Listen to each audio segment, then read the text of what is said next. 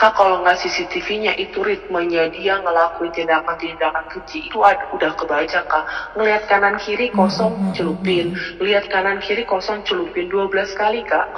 Dan itu banyak orang, kayak orang tuh ngelihat bahwa mungkin latihan renang, sampai akhirnya ada orang itu kayaknya ada sesuatu di anak itu muntah-muntah terus, tapi kok dicelupin terus ke air. Ada saksinya, Kak, ada saksinya.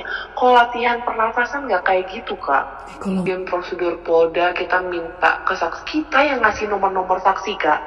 Kita yang bantuin Polda ngasih nomor saksi segala macam. Kita yang berjuang, Kak. Lempar kue ulang tahun, dia kekerasan rumah tangga, aku ada semua buktinya. Bisa aku keluarin pelan-pelan.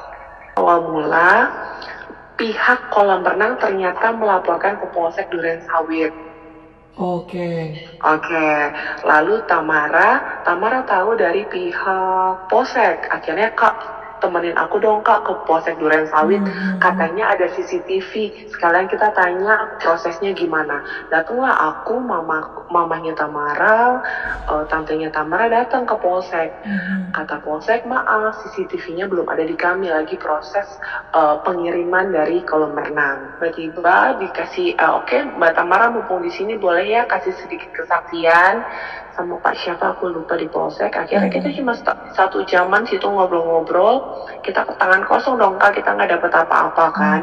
Nggak dapet apa-apa. Saat itu pula aku kontak tuh. Oke, aku kontak siapa supaya kita ada ada bantuan pengacara dan lain-lain, aku bilang gitu. Udah aku cari kontak siapa ya, Bang Hotman Pare atau siapa. Aku cari tahu, akhirnya aku dipertemukanlah sama Bang Sandi. Konsultasi dulu ke Polda, apakah kasus ini akan tetap di Polsek atau kasus ini dipindahkan ke Polda. Jadi kita datang ke Polda, kita konsultasi, kan kasus ini ditarik langsung dari Polsek ke Polda. Yang menarik kasus dari Polsek Polda itu karena kami datang ke Polda. Oke, ini kasus kematian, biar prosesnya cepat, biar kami tangani untuk menyerahkan semua data-data, saksi-saksi yang sudah dilaporkan, bla bla bla, semua data ditransfer ke Polda, dan saat itulah proses akhirnya semua berlangsung di Polda.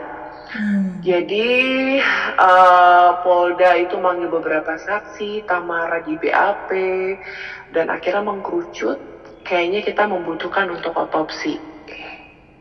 Karena kita harus tahu dengan jelas keadaan sebenarnya seperti apa sambil menunggu CCTV yang ditransfer dari Polsek ke Polda.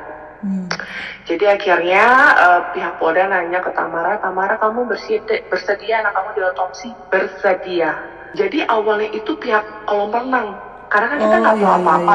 Nah, pihak kolam renang itu dikontak sama ada saksi di kolam renang, kayaknya ada sesuatu deh Pak, Bapak harus melaporkan. Gitu. Karena kita penasaran, kita datang ke Polsek, kita cari tahu ada apa sebenarnya gitu.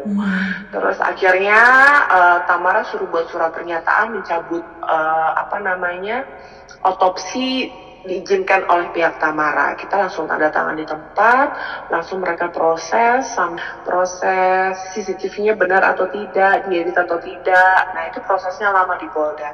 Jadi sampai dengan saat itu kami belum melihat CCTV, kami sudah mencabut surat tidak mengizinkan otopsi. Akhirnya berjalanlah semua proses.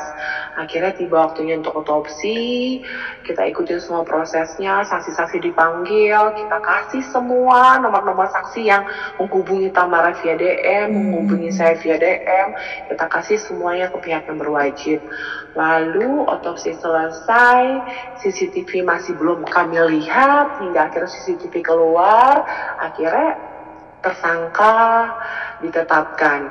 Dan Tamara pun kaget, Kak. Tersangkanya pacarnya sendiri kan nggak ada kepikiran apa-apa, karena mereka tuh sering banget berenang, Kak, bareng-bareng berempat. Sering banget renang, jadi Tamara nggak ada kepikiran sama sekali pacarnya akan membunuh anaknya atau memperlakukan hal-hal yang tidak baik untuk anaknya, tuh nggak ada sama sekali, Kak. Pacaran berapa lama sih Mbak Dian? Kalau boleh tahu. 2,5 tahun. 2,5 tahun. Sudah lama ya? 2,5 tahun. Jadi mereka sering banget renang, dan Dante tuh bersahabat sama anak pacarnya. Usianya? Umurnya 6 tahun, sama-sama 6 tahun.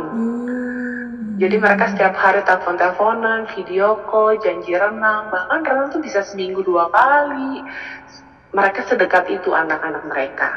Jadi kata Tamara, orang-orang pada bilang, Aku kelalaian lalai apa kak? Aku menitipkan anakku ke seseorang yang amat sangat aku percaya dan tidak ada izin dari aku bahwa anak itu dibawa langsung ke kolam renang tanpa menunggu dia pulang dari syuting. Marah yang ngelaporin semuanya dan kita yang ngurus pencabutan izin otopsi dan kita nggak pernah nyembunyiin CCTV kak. Kita belum lihat CCTV. Beredar bilang bahwa Tamara baru ingin melihat CCTV setelah 7 hari. Awalnya memang benar setelah 7 hari. Karena Tamara merasa, yaudah kak aku masih berduka, aku mau fokus tahlilan, aku nggak mau fokus penanganan kasus bla bla bla bla. Tapi karena kesabaran Tamara juga ada batasnya, Tamara juga penasaran, akhirnya Tamara berusaha mencari tahu CCTV di mana, tapi ya kita nggak bisa dapat juga. Bukti CCTV sudah ada di Polda, kami nggak bisa seenaknya melihat, mereka ada prosesnya, jadi kita ikuti semua proses yang ada di Polda. Gitu. Jadi berita simpang siur tuh kak, katanya kita nggak mau diotopsi, dari Polsek, Polda, setiap hari aku yang nemenin kak, setiap hari. Dia dengan kakak, aku berat banget lagi berduka, aku harus memperjuangkan ini, aku berat banget rasanya. Aku bilang, jangan berat ini, kamu harus berjuang, tunjukin ke semua orang kamu kuat. Makanya orang banyak komen di sosial media, mana muka sedih ibunya, mana mukanya, wah dia nggak tahu seberjuang apa. Tamara bisa berdiri, bisa jalan ke Polda, bisa bangkit, bisa ngasih keterangan.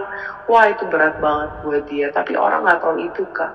Orang nggak tahu itu. Yang orang lihat cuma cuplikan-cuplikan yang ngambil asumsi sendiri gitu. Padahal aku tahu seberapa dia berjuang, seberapa dia ingin banget pelakunya ini dikasih hukuman yang sebesar-besarnya. Nggak mungkin kak, kalau dia ada sesuatu di balik semua ini, nggak mungkin dia ngelaporin kak, nggak mungkin dia mau proses, nggak mungkin. Semuanya mbak, saksi, ada saksi yang kontak saya kasih nomornya ke Tamara. Semua Polda, mana Tamara bukti-bukti saksi sini? Dari nakes, petugas nakes, dari ada ada pengunjung yang adalah pengacara juga di lokasi, kami kasih nomor teleponnya. Semuanya, Tamara di BAP, supirnya di BAP, semua kita ikutin semua prosedurnya. Polda minta apa kami kasih.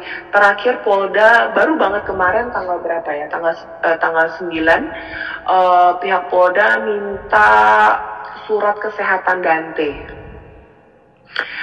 Karena Tamara ibu yang baik, dia punya rekam jejak semua kesehatan anaknya, kapan anaknya sakit, kapan anaknya dikasih obat, kapan anaknya vaksin, itu detail di surat kesehatan Tamara punya, dan Tamara semua serahkan ke pihak Polda. Semua yang dibutuhkan Polda, Tamara kasih. Kemarin HP Tamara juga disita, Tamara kasih. 1 hari kak handphonenya disita.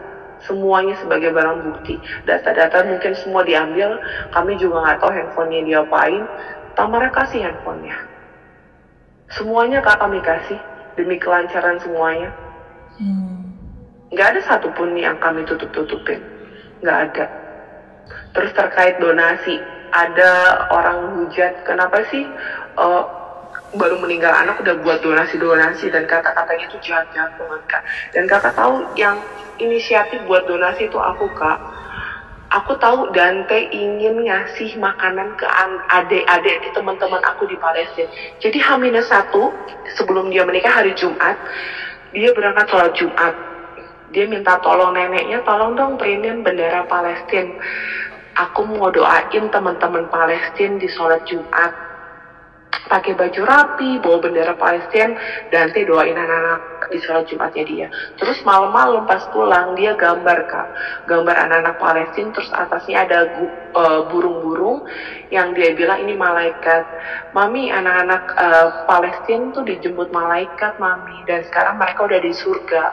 Dante juga mau dijemput malaikat, nanti Dante naik ke surga bareng-bareng mereka mami. Itu malam sebelum dia meninggal.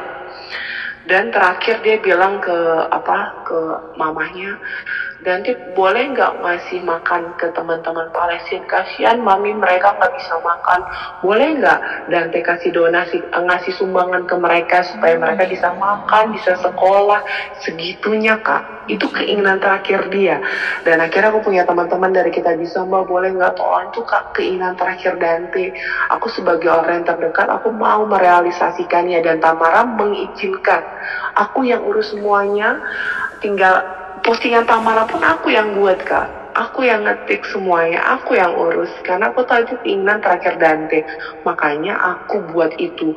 Tapi netizen buat itu akan digunakan untuk hal-hal yang gak baik, bla bla bla. Sakit hati kita kan, sakit.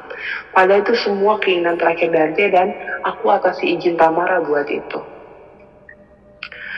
Jadi banyak banget berita simpang siur dari CCTV, dari otopsi, dari masalah donasi.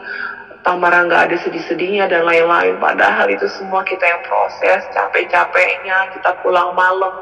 Kak, aku sampai makan aja nggak bisa kak. Habis otopsi itu aku nggak bisa makan kak. Makanan nggak ketelan. Saking mualnya, saking lemesnya kak. Aku sama Tamara makanku berantakan. Saking setiap hari kita gemeter. Ditanya-tanya media, Tamara flashback lagi. Setiap ditanya media, gemeteran tangannya. Saya harus megangin tangannya Tamara, gemeteran. Kalau setiap ditanya aku flashback lagi, inget Dante, aku nggak kuat. Kamu harus kuat, aku bilang nggak boleh nanti di depan media, aku bilang. Akhirnya dia sekuat itu sekarang. Bilang, Mbak Tamara anaknya udah nggak mau renang, kenapa masih dipaksa renang? Anaknya cinta banget renang kak, anaknya cinta banget renang.